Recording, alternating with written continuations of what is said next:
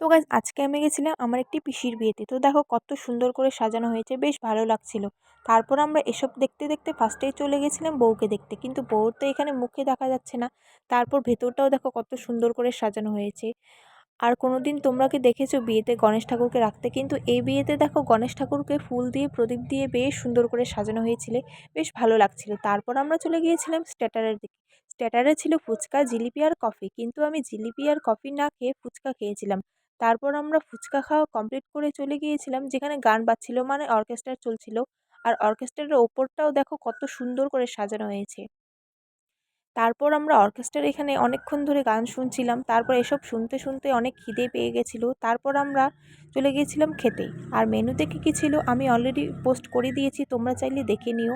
তারপর আমরা বরকে দেখে বাড়ির উদ্দেশ্যে রওনা দিয়েছিলাম। দেখো রাস্তাটা কত অন্ধকার, এই অন্ধকারের মধ্যে আমরা সবাই মিলে হেঁটে হেঁটে বাড়ি আসছিলাম।